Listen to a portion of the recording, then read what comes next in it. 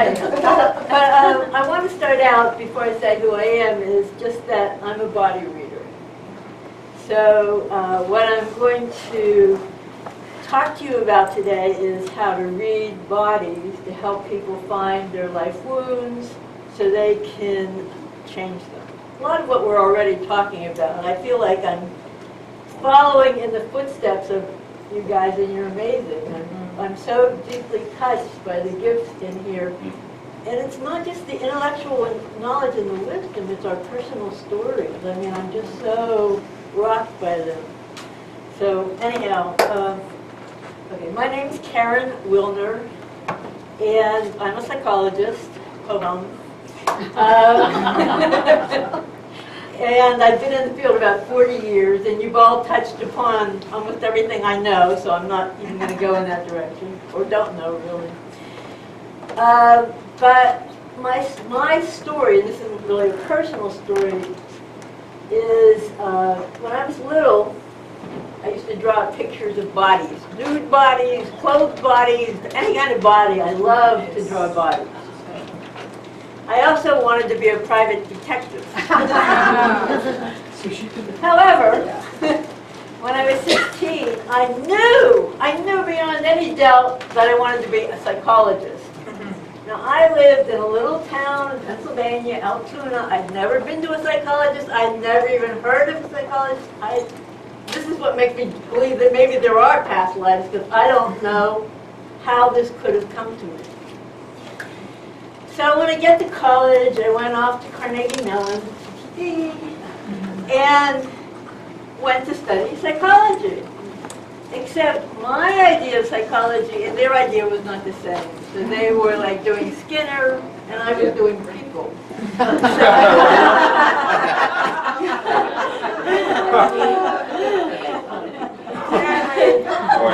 I became an English major. But I learned a whole lot from Camus and Dostoevsky and all those people. Eventually, I still didn't go into psychology, even though in my heart of hearts I knew I'm a psychologist. So I went to the University of Pennsylvania, good school, to study nonverbal communications. And I worked with a guy named Ray Birdwhistle, anthropologist, well known at the time. And I learned a whole lot about nonverbal communications. But it made me aware that I still wanted to be a psychologist.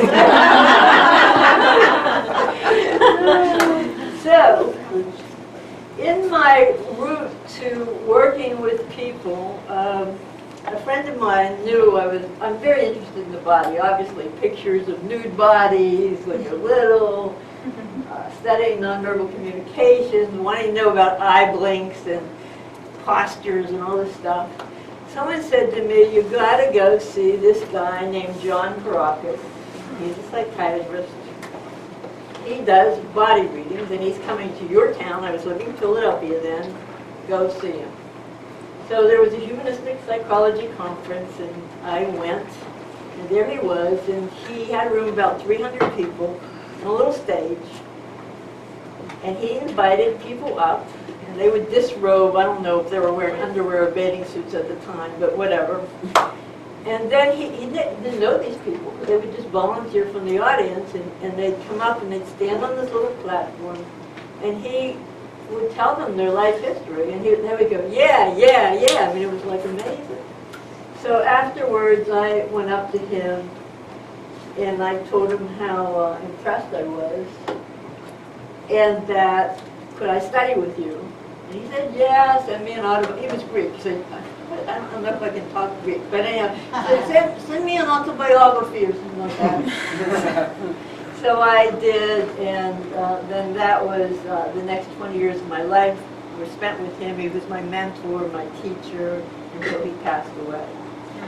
So basically, what he taught me was about energy. He was also the mentor of Barbara Brennan, if you know the Brennan Healing School. And I'm not going to go in that route now. A lot of you know about chakras and auras and energy and spirits in the room, so I'm just going to kind of stay with the body today.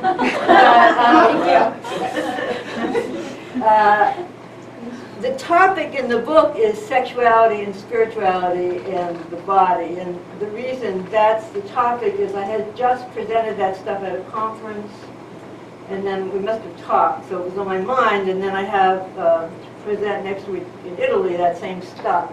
I don't know how much I'll be able to talk about sexuality and spirituality in the body here, because I need to give you a little bit of background. I don't know when the 25 minutes are up. But you can always ask me afterwards, later, about your sexuality and spirituality. Well, we know people are spiritual in here. They're knocking me over. I don't even have to read your file. You already said it. So anyhow. All right, so on the intellectual academic level, because I also teach at Salve Regina, and I also teach around the world core energetics. So Freud was the beginning of all this. So Freud talked about energy. So when we're talking about energy, he talked about it too. Just called it libido. And libido is, or was for him, sexual energy. However, in the Victorian period, that wasn't very marketable. So id-ego and superego was a lot more marketable than libido. So Freud, he never got rid of this theory, but he kind of shoved it underneath. So you didn't hear too much about like energy from Freud after he found that it wasn't that sellable. However, Wilhelm Reich, who you may know of, the therapist in the room may, was one of his followers, in fact, his favorite of the 12 disciples. And Reich had a big fight with Freud because Freud gave up this theory, but Reich said no. Energy is the key to everything. And actually, Reich then became the father or the grandfather, whatever you want to call him, of body psychotherapy, and I call myself a body psychotherapist.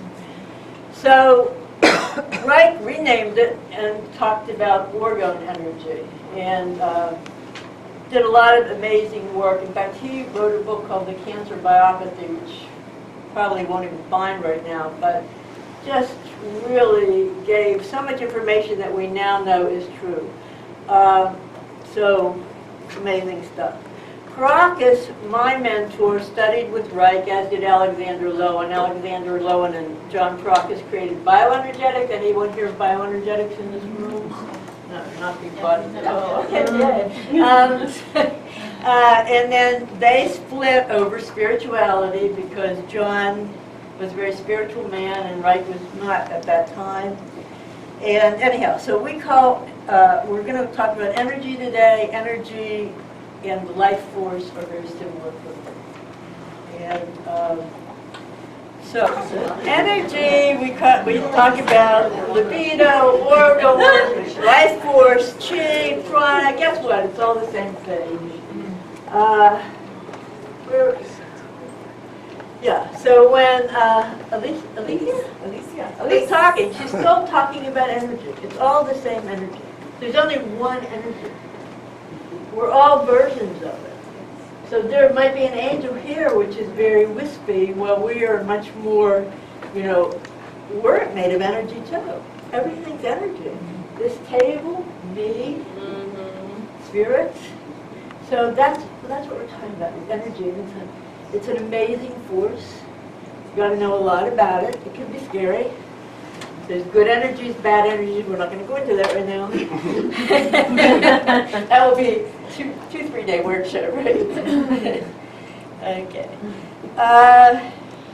So for our purposes, and to get into sexuality and spirituality, you need to know that I look at energy from a Reichian perspective, which has a little bit of Eastern stuff put in. And can I have a volunteer just to show you something about how energy flows? All right, come on up. Yay. Okay, so basically, hello. Hi. Her energy's up here. She is somebody I would love to ground, but we're not going to do that. Sometimes in life, some things never change. Okay, so, but energy, You just, all you have to do is stand, you don't have to do Okay. it. In fact, you can Oh, even no, relax. no this rubbing for this one? Not this room, we haven't gotten to the sexual part yet, I might bring her up again.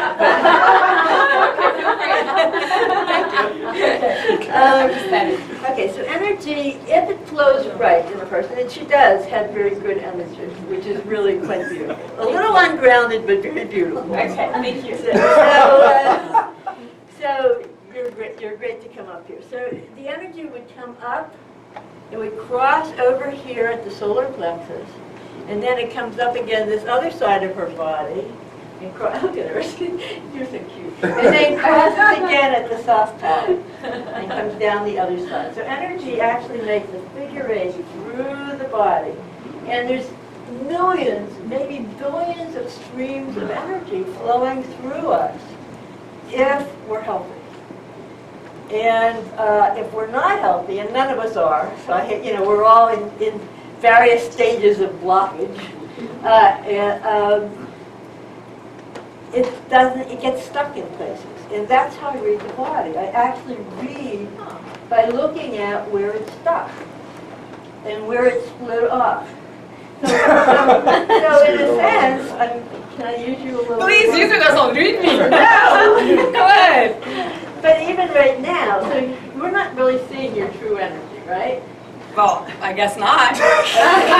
Okay, because there's a way that to get this energy up around her head, which is very beautiful, she has to cut here, right? So she has great energy. But there's a way that it gets cut because of the need, this kind of upper body thing that's going on. You mean like our societal expectation to be in our head all the time? Right, Is that it what you could mean? be. So let me stand Okay. back for a few minutes, see if we can come down to your heart for a minute. Just think about love. No, don't touch your heart. Put your Like hands come. to your, no. No, Put you're your not hands to your supposed to touch side. it. Put your Okay. hands to your side. Stop smiling.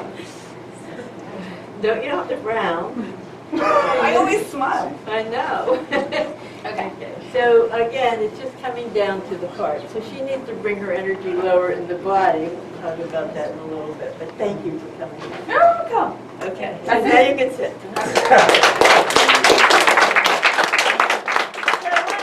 Actually, why don't you all do it? Take your hands, bring them down to your feet. Come up with one hand, cross at the solar plexus. Come back up the other side, cross over at the soft palate, and come down. So that's kind of what you want energy to do. And that's the flow. When I work with clients, because I do a lot of individual therapy, group therapy teaching, it's to get that flow going in the body in that particular way. And to do that, I have to see where they're blocked and what's going on. Okay, so fragment is one kind of energy, and that is a very strong connection. Very spiritual people, but have a harder time, here on earth in a certain way. Undercharged are kind of people who are needy. There's a leak in your energy system. You give it to the person and that leaks out. And we can actually see those leaks in the body. So I know when someone's undercharged, not just by reading their chakra system, although I can do it, but by actually seeing where the energy's leaking out so I can begin to help them correct it. Overcharge means we have too much energy. So where in your body, like I have a lot of body fat right here. I don't know where you have body fat. But think about where your fat accumulates. That's where you're holding energy. It's not part of that life flow because it's held and it's blocked. So a lot of my work then is to help you release that energy so that, again, it goes back and it flows through your body. And that's an overcharge. So where I see body fat, not particularly the flabby kind, more solid, that's an overcharge.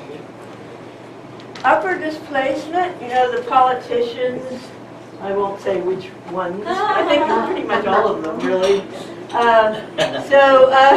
With the big chest and the big shoulders, big head sometimes, that's what we call an upper displacement. All that energy is going up. And the message that comes with that is my way or the highway, right? And then there's rigid, which is a very harmonious kind of energy. I got 5 minutes left. So it's a rigid person has a lot of harmony in their body. It's a lot of beauty, both in the male body and the female body. The women have the nice curves in all the right places, not too much and not too little. Beautiful S-curve at the butt, all those good things. Okay, so those are the energy types that we work with.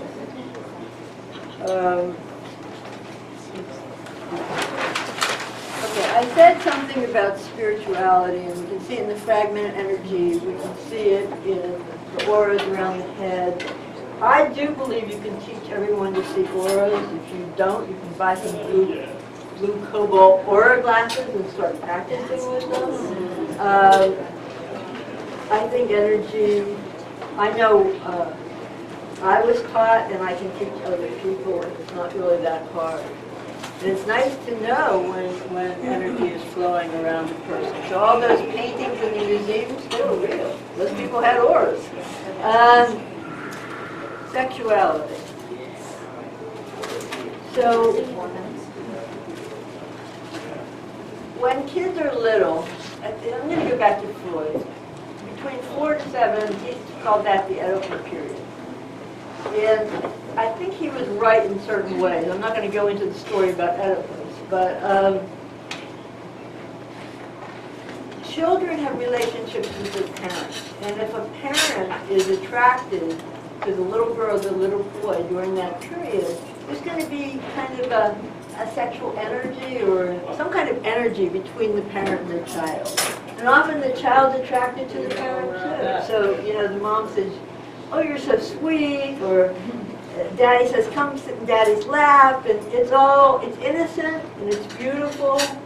And I'm not talking about anything that's not innocent, but there's this real connection.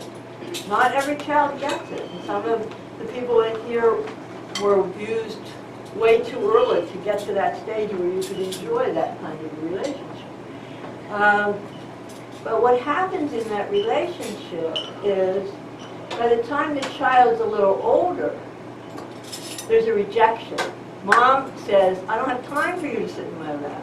Or, "No, we're not going to take showers together anymore. You're too old," or whatever it is.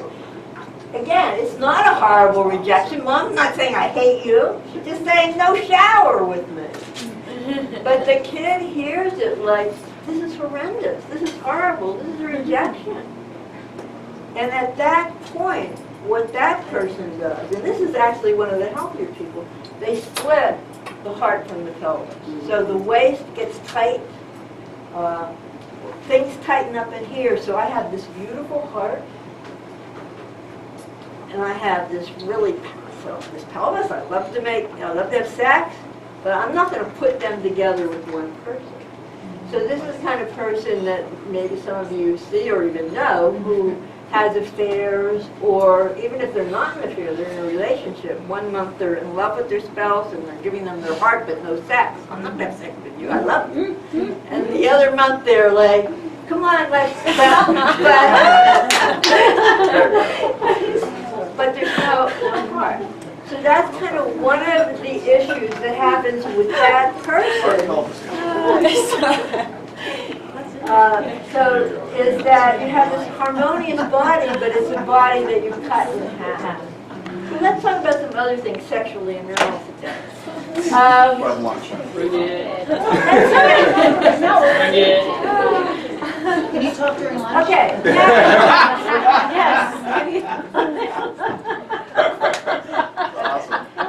Narrow pelvis. Some women will complain, "What's wrong with me? I don't have that." So, again, and this is both in men and in women, but for different reasons. When women don't get enough of a relationship with Dad, again, during that Oedipal period, 5 to 7, I'd say, 4 to 7, he's not available, he's not home, he doesn't like kids, whatever it is, the pelvis often doesn't develop. The same thing with little boys will have a very narrow pelvis if mom's not showing interest. Now, when I say mom or dad, like, good, check it out. He has a nice pelvis, I hate to tell you. I've been checking it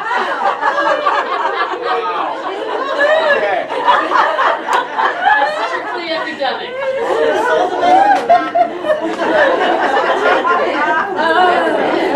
When I say mom or dad, I can be meaning grandmother, grandfather, adopted parent, I'm the nurturer, the person I'm talking to.